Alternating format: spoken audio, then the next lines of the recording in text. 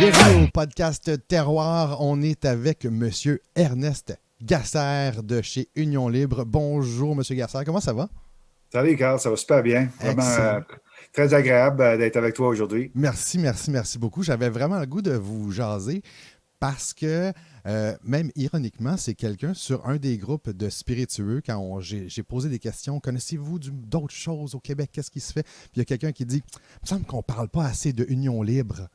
Puis je Ouais, dis, ouais. quelle belle occasion de les inviter au podcast puis de jaser justement avec eux autres.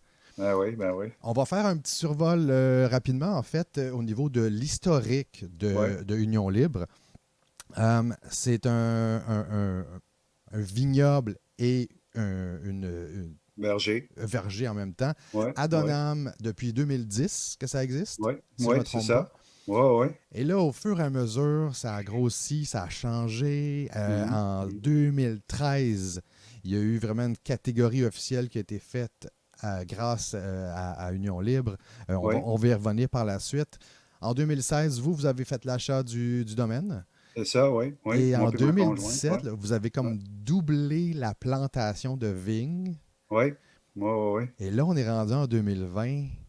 Mhm. Qu'est-ce qui se passe en ce moment chez Union Libre? Vous avez plusieurs produits, Ouais. mais qu'est-ce que vous prévoyez maintenant pour les prochaines années?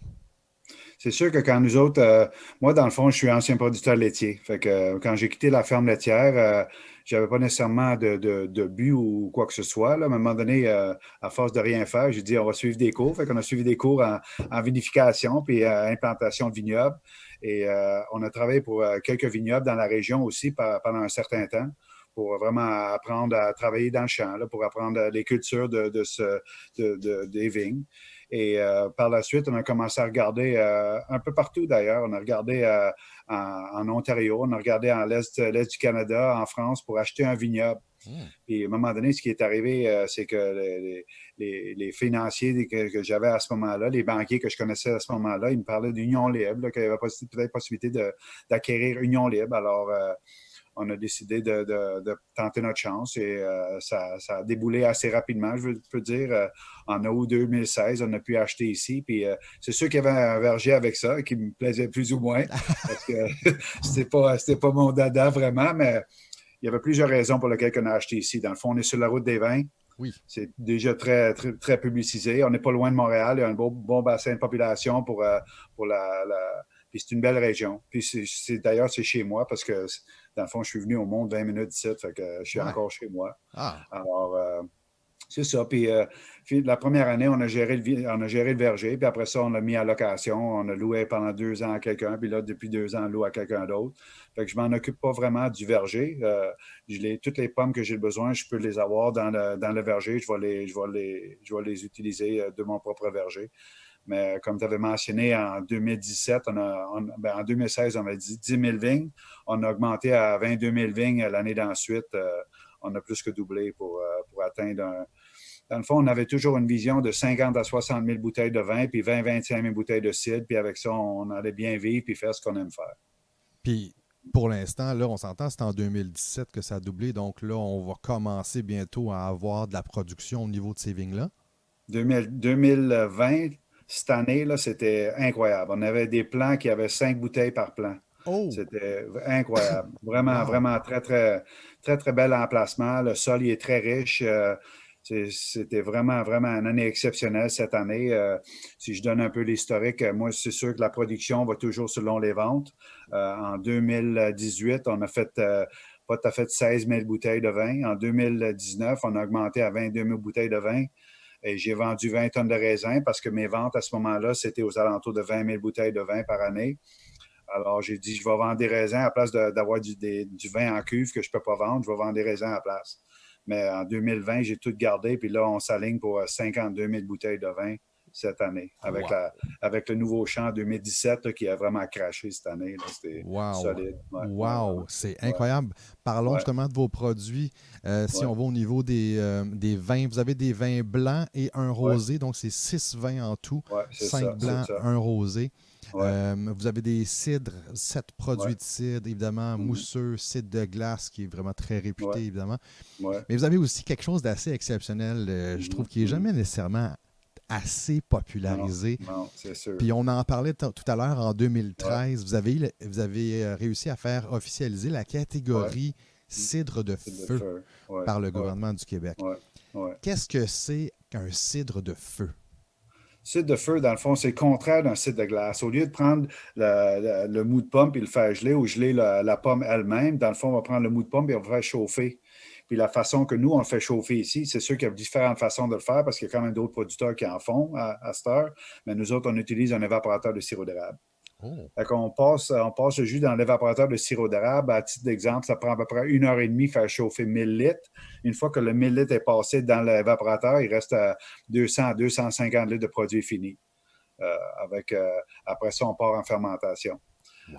C'est sûr que la première réflexe, et tout le monde dit que ça doit être pas mal plus sucré que le cidre de glace, mais non, c'est pas plus sucré, c'est moins sucré parce que, dans le fond, on est moins concentré. Hmm. Alors, vu que c'est moins sucré, c'est quelque chose qui se prend bien en apéro avec un plateau de fromage, charcuterie, foie gras, tandis que c'est de glace, c'est plus dessert avec un petit camembert après un repas. Là. Ouais, Hmm. ouais, Ça donne ouais, tellement, tellement le goût à chaque ouais, fois, moi, que j'en entends parler, parce que moi, j'y ai ouais, goûté quelques reprises au site de ouais, feu ouais, de chez vous, puis c'est ouais, un de mes produits coup de cœur que j'adore ouais, énormément.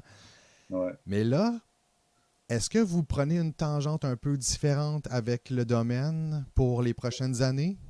C'est sûr qu'on a élaboré d'autres produits depuis qu'on est ici. Puis c'est sûr que ma tendance personnelle, c'est des produits secs, que ce soit les vins, que ce soit des cidres. D'ailleurs, on a élaboré des produits de cidre, un cidre houblonné. Puis on a élaboré un cidre à l'aronia. Le cidre houblonné, dans le fond, on va fermenter notre mou de pomme. Et à la fin de la fermentation, on va mettre 3 types de houblon dans la cuve. On va prendre du Willamette, du Chinook puis du Cascade.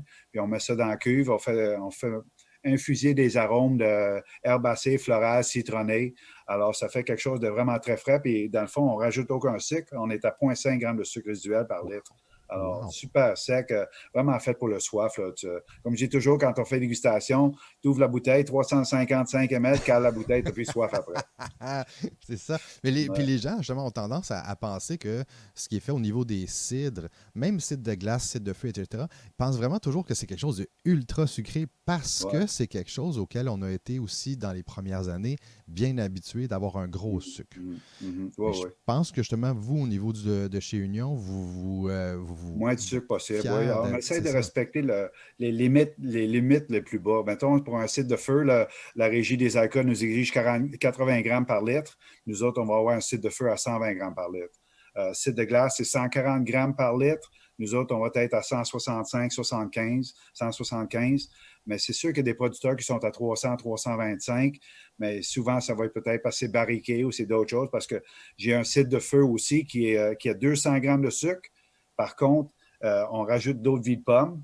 Dans le Hmm. fond, on a 95 de cidre de feu l'original, puis on rajoute 5 d'eau de vie de pomme. L'eau de vie, on va l'acheter chez Jodoin à Rougemont, mais on met ça dedans, puis ça nous amène à 16,5 d'alcool, puis après ça, on est à barrique de chêne pendant 22 mois. Wow! Alors, c'est quelque chose, ça devient un digestif avec des notes de Calvados. C'est quelque chose quand même. Ouais, ouais, Oh, ça doit être ouais. vachement intéressant. Ah, ça, C'est c'est très pas, bon, ça, c'est ça. un des produits que Ouais, je vais me mettre ouais, sur ma to-do ouais. list, to Oui, taste oui, list, ça, là. il faut. Moi, je dis, ce produit-là, dans un banc de neige au mois de février, est parfait. Oui, tellement, tellement. Juste Oui, assis oui, avec son verre. Puis, de toute façon, oui. on sait bien qu'en février, c'est probablement ça qu'on va avoir à faire de toute Ouais, façon. c'est ça. On est tous bien de Oui, faire quelque chose de le oui, fun. oui, c'est ça, c'est ça. Oui, Très oui, cool. oui. Est-ce qu'on peut toucher une portion de nouveauté? Nouveauté, oui, justement, cette année, quand j'ai acheté l'entreprise, les anciens propriétaires faisaient un vin mousseux, dans le fond, méthode traditionnelle champenoise. Oui. Cette année, ça va être la première année que nous, vu que les inventaires baissent, on a décidé d'en faire un qui va être élaboré à 100% chardonnay. Fait qu'on Oh. va avoir un vin mousseux chardonnay 100%, puis on le goûte présentement, puis tellement, tellement bon, là, vraiment fruité, excellent comme produit, vraiment très agréable. Wow! Ouais, Wow! My ouais, ouais, God! ouais. Mais Ouais, c'est vraiment une dynamique super le fun, j'imagine, de pouvoir élaborer ce type de produit-là. ouais. Est-ce que vous faites affaire avec des œnologues? Est-ce que c'est généralement Oui, par oui, rapport oui. aux cours aussi que vous faites? C'est sûr que ce qui est important pour moi, c'est de maintenir un standard de qualité qui, d'une année à l'autre, se poursuit puis se ressemble, qui se maintient. c'est sûr que la météo nous cause des problèmes de temps en temps, mais on essaie le plus possible de maintenir un standard de qualité d'une année à l'autre.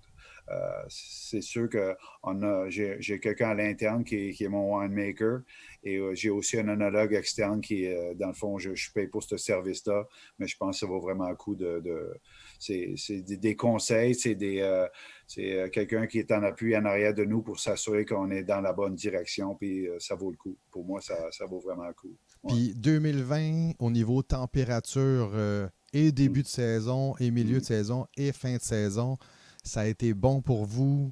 Vous avez, justement, on jasait tout à l'heure comme quoi, Ouais. là, vous avez enfin eu le temps de finir tout ce que Ouais. vous, la Tout est couvert, ouais. finalisation Ouais. Ouais. de votre vignoble, contrairement à Justement, d'autres années. aujourd'hui, ouais. Moi, ouais, aujourd'hui, dans le fond, les gars ils sont là aujourd'hui encore. Puis, c'est sûr que dans les toiles, de temps en temps, ça arrive que des dommages, que ce soit par les souris, que ce soit des toiles qui sont déchirées. Mais aujourd'hui, les gars, ils portent font tour puis ils patchent ça pour s'assurer que ce soit, que les froids arrivent, là, qu'on est vraiment, vraiment scellé. Là. Mais comme j'ai dit tout à l'heure, oui, on est vraiment content d'avoir terminé 10 jours d'avance sur l'année passée. Puis, quand même, quasiment au-dessus d'un mois d'avance sur l'année précédente, parce que l'année précédente, on a fini au mois de décembre. Fait que Ah! c'était pas trop agréable. Ouais, ouais, Puis ouais. ce qui est bien, justement, c'est que là, on a eu un bel été des Indiens. Ça vous a permis de Ouais, pouvoir ouais. vraiment faire le travail dans un Ah, ouais, climat ouais, ouais, ouais. plus agréable. C'est sûr que la météo avait plus d'influence, surtout ici à Donham. Moi, je peux dire, on est à l'extérieur du village de Donham. J'ai un chum qui est à Donham, puis même à Donham, il y avait 30% plus de pluie que moi ici au verger. Puis c'est le verger qui a beaucoup souffert. Wow! La pomme plus petite, la couleur était super belle, mais vraiment bonne majorité des pommes trop petites pour consommation parce que sur le verger, on fait à peu près 400 tonnes de pommes. Sur les 400 tonnes de pommes, il y a peut-être 30 tonnes qu'on garde pour nous pour faire nos cidres. La balance, c'est vendu pour la consommation. Puis cette année, je peux dire qu'on en a arraché pour la consommation parce qu'elle ne classait pas pour la grosseur. Au niveau des Hmm. raisins, vraiment pas de problème. Très, très bon. C'est sûr que c'est un peu décevant. On pensait atteindre des taux de Brix un peu plus élevés, un peu plus de sucre, mais l'acidité est pas mal meilleure que l'année passée. L'année passée, je pense qu'il y en a il fallait qu'ils désacidifient 3 fois pour atteindre des niveaux plus agréables pour faire des produits qui avaient de l'allure au niveau des vins. Là. Ouais, ouais. Wow! Mm. Mais puis, est-ce que vous avez eu la chance de vendanger plus tôt que les autres années cette année? Euh, oui, on a commencé un peu plus tôt. C'est sûr qu'on a vendangé plus rapidement. OK. Je dirais tout était pas mal plus mûr en même temps que l'année précédente. Puis c'est sûr que ça roulait. Ouais. Ça a vraiment bien été. Là. On faisait genre, on fait des journées qu'on pressait 6 tonnes par jour là, pendant quand même plusieurs semaines. Là. Cette Comme- année, on a fini à peu près à 55 tonnes de raisin avec. Ouais, ouais. Fait Wow! que là, je constate que mon équipement commence à être passé dû là, Ah parce oui? que je commence. Ouais, ouais, je suis un peu moins efficace. J'ai un petit pressoir de 1,5 tonne. Là, puis quand on fait 50 tonnes, là, c'est mieux d'y aller plus vite que moins vite. Là, Oui, fait que, c'est ça. des plans d'avenir, c'est d'augmenter la production, la transformation, l'efficacité de transformation des raisins, c'est sûr. Là. Ouais, Très ouais, cool, très, très cool. ouais. Présentement, COVID oblige, j'imagine que les règles ont changé un peu. Est-ce que vous Mm. avez des visites? Est-ce que vous êtes ouvert au niveau de ce qui est livraison? Comment vous fonctionnez en ce moment C'est pendant la pandémie? C'est sûr que depuis le début de la pandémie, mes points de vente, j'ai beaucoup de points de vente à Montréal, bien, à travers la province d'ailleurs, puis à la SAC aussi. Beaucoup d'augmentation au niveau des ventes, jusqu'au point où, à un moment donné, je dis, je n'ouvrirai pas à cause du COVID. Je ne voulais pas avoir cette complication-là. Mais nous autres, chez Union Libre, on fait dégustation dehors. Fait OK. que, vu qu'on fait dégustation dehors, on a pris une chance, on a ouvert quand même. Puis vu qu'on est dehors, c'est moins contraignant. C'est sûr que mon employé qui est à l'intérieur, qui reçoit les gens pour acheter leur billet de dégustation, elle était déguisée, comme on dit. Il fallait qu'elle soit protégée quand même. Mais c'est sûr qu'en faisant dehors, je pense qu'on a fait ça sur 10 semaines depuis le début de la pandémie. Puis, je pense qu'il y avait 2 journées qu'on a cancellé les dégustations à cause de la pluie. À part de ça, ça a toujours eu lieu jusqu'à il y a 2 semaines.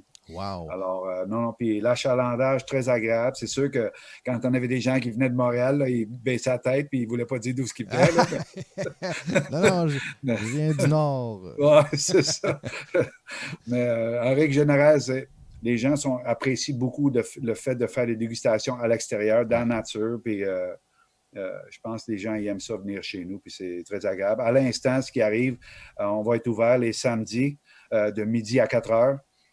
Puis c'est moi qui va venir personnellement. J'aurai personne d'employé pour ça. Puis c'est sûr que ça me dérange vraiment pas. Là. Ça fait partie de ma vocation, comme on dit. Puis je pense que j'aime ça aussi, recevoir les gens. Puis j'aime ça discuter avec les gens, partager avec eux. Puis partager ma passion pour ce que je fais. Oui, bien vraiment. Ouais. Puis ça paraît aussi tellement quand on se parle, justement. Parce que c'est vous avez vraiment l'air d'avoir pas juste du fun à le faire, mais du fun à l'expliquer. Ouais, puis ce qui est vraiment, c'est un gros plus. Ouais. En terminant, je pose cette question-là à peu près à chaque entrevue parce que je trouve ça le fun. Des fois même, il y a des gens qui m'arrivent avec des surprises. Et là, M. Garcia, je vous demande de sortir votre coup de cœur du moment québécois autre que Union Libre. Ça peut être dans n'importe quelle sphère. Là. Ça peut être cidre, vin, alcool, quoi que ce soit. C'est votre choix. Qu'est-ce que vous me sortez? Moi, je ne fais pas de vin rouge. Je fais du céval noir pour mon rosé ici, mais je ne fais pas de vin rouge. Alors, je suis toujours à la recherche d'un bon vin rouge québécois. Puis, c'est sûr que j'ai un petit coup de cœur pour Léon Courville parce que j'ai travaillé là, une fois que j'ai terminé mes cours, j'ai travaillé là pour la taille, la plantation, puis ces choses-là. Alors, les vins rouges de M. Courville, je pense, sont assez bien élaborés pour les rouges québécois. Et aussi, j'ai un autre petit coup de cœur pour le rouge mousseux de M. Galliano. Oh. C'est sûr qu'il est en face de chez nous, directement en face de chez nous, mais par hasard, à un moment donné, j'ai vu la bouteille puis je l'ai achetée. Puis quand j'ouvre cette bouteille-là, j'ai l'impression d'être à Noël en train de trancher une dinde. Là, puis, oui! À ce point-là? Très bon. Très bon. Fait que le mousseux rouge de Galliano. Que je note ça, je retiens ça. Solide, certain, très intéressant. Monsieur Gassard, je vous remercie tellement d'avoir pris le temps de nous jaser. C'est super agréable. On vous souhaite que tout se rétablisse, évidemment, le plus rapidement possible. Oui. Je devrais peut-être pas le dire parce que c'est pas rendu là encore, mais un petit primeur, l'année prochaine, on va planter encore. On plante 7500 vignes l'année prochaine, puis ça va être du pinot gris. On a juste 2 petits rangées de pinot gris, mais on aime bien, on fait une élaboration pinot gris Riesling en assemblage. Alors, on prévoit poursuivre avec cet assemblage-là. Alors, on plante du pinot gris, mais aussi du chenin blanc. On va tenter la chance avec du chenin blanc, puis en espérant dans 2-3 heures, on va se reparler, puis on va avoir eu la chance de déguster notre chenin blanc, puis... Ben vraiment. Puis je vais en profiter dans ce cas-là aussi peut-être pour vous glisser un petit quelque chose. J'avais vu à un moment donné, il y a un des cépages qui pousse dans l'Himalaya qui s'appelle le Prié blanc. Oui. Et j'avais posé la question à un moment donné, il y a je pense, 2-3 ans, si c'est pas plus, sur mon Facebook. Puis je me dis, pourquoi il n'y a pas aucun Québécois qui s'essaie avec ça? Parce que le Prié blanc qui pousse dans l'Himalaya est habitué vraiment au froid. Et ça va que ça donne du super de bon vin. Fait que si jamais, on ne sait jamais, mettons que si Union Libre un jour fait du Prié, ça serait très cool. Oui. Moi, j'ai toujours fait des affaires pour épater le monde. Fait que ça pourrait être dans... On s'en reparlera. Si jamais je vais en Himalaya, je vous ramène des boutures, c'est sûr et certain. Ben oui. Ça serait bien, oui. Un gros merci, M. Gasser. Je vous souhaite une super belle fin de journée. Puis on va se reparler. Je suis convaincu, justement, on va avoir la chance de se rejaser de plusieurs choses au fur et à mesure. Cool. Merci, Carl. Merci beaucoup. Bonne fin de journée. Bonne journée à toi. Salut. Merci. Bye. Bye.